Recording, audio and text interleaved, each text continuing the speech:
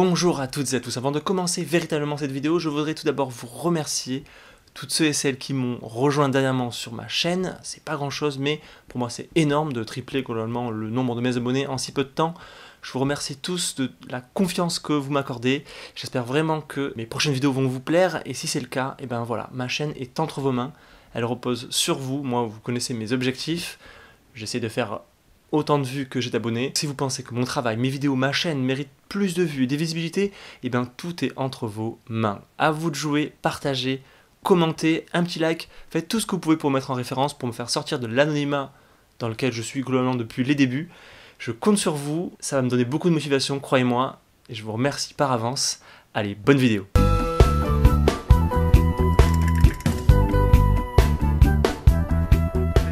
Le 6 février 1945, naissait dans le petit village de Nine Miles, en Jamaïque, un certain Nesta Robert Marley, que l'on connaîtra plus tard sous le nom de Bob Marley. Bob vit une enfance difficile, car il perd rapidement son père et se retrouve seul avec sa mère dans les quartiers très durs et très pauvres de Kingston, la capitale. Son salut viendra de la musique. Musicien et songwriter doué, il connaît les succès à partir de 1973, année où il devient un symbole de liberté et d'émancipation, touche les gens par ses textes et contribue à la reconnaissance mondiale du mouvement Rasta. Et c'est là que j'ouvre une parenthèse pour vous expliquer ce que c'est que le mouvement Rasta. En fait, il s'agit d'un mouvement culturel, social et spirituel dont les origines remontent à l'Éthiopie des années 30 et qui s'est particulièrement développé en Jamaïque grâce à Bob Marley. J'enferme donc la parenthèse et je remercie Wikipédia. Au cours de sa courte carrière, il écoule plus de 200 millions de disques et reste une icône mondiale. Si par malheur, je sais même pas comment c'est possible, mais imaginons que vous ne connaîtriez pas qui est Bob Marley, déjà, qu'est-ce que vous faites de votre vie, hein, franchement, clairement les gars. Voilà quand même une petite liste de chansons que je vous mets en description aussi, et également je vous conseille les reprises de Monty Alexander qui me servent à habiller cette vidéo. Il l'a dit lui-même, la passion numéro 1 de Bob Marley dans la vie, c'est bien évidemment la musique. Mais ce qui arrive juste après, c'est le foot. Un sport qu'il a tellement aimé que celui-ci provoqua très certainement sa mort.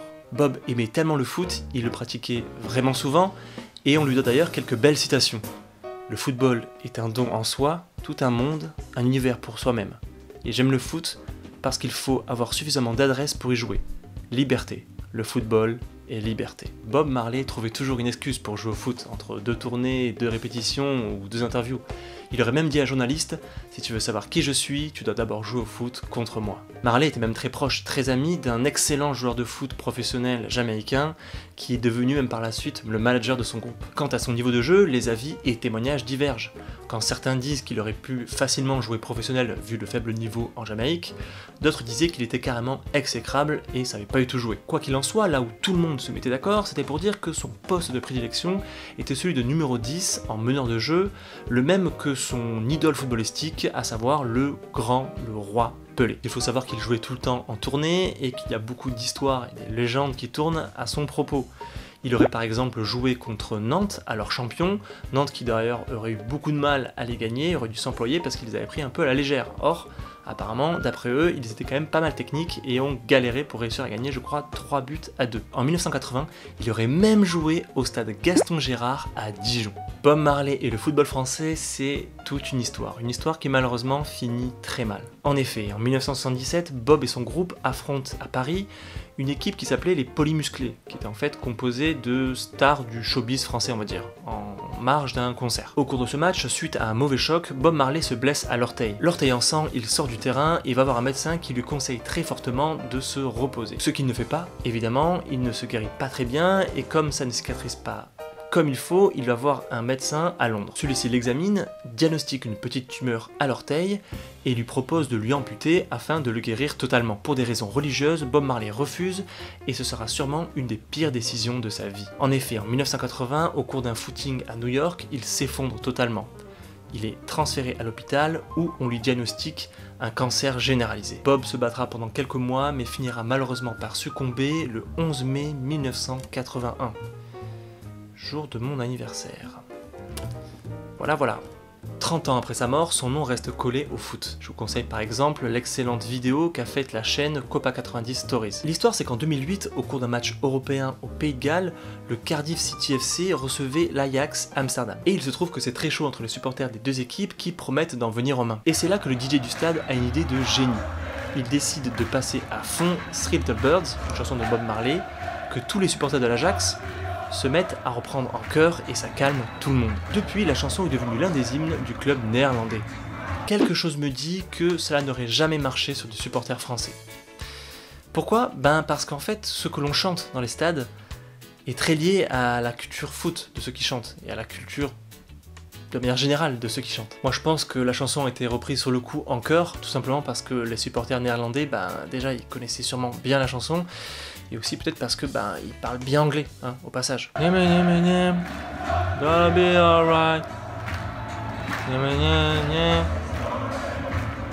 Bon, on se fait chier là, on va les tabasser là ou quoi? Mais il y a également d'autres raisons qui expliquent pourquoi est-ce que nous en France on a... Et encore...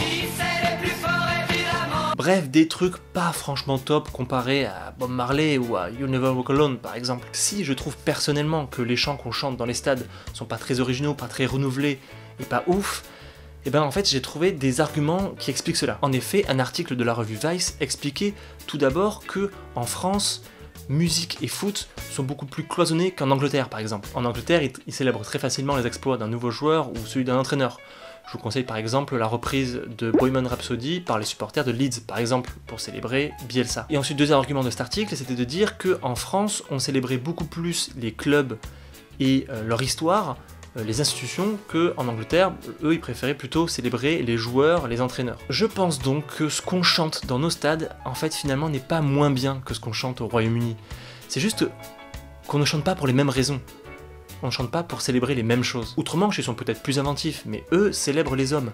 Nous, en France, on invente peut-être moins de choses, mais on célèbre pas la même chose, on célèbre surtout les institutions. Il y aura encore beaucoup de choses à dire sur les liens entre foot et musique. Mais je vous réserve ça dans une prochaine vidéo. Et voilà, c'est fini pour ce court épisode, j'espère qu'il vous a beaucoup plu. Quoi qu'il en soit, je vous souhaite un excellent confinement, si c'est possible, bien évidemment. Je vous dis à très bientôt et je vous aime. Ciao les blaireaux.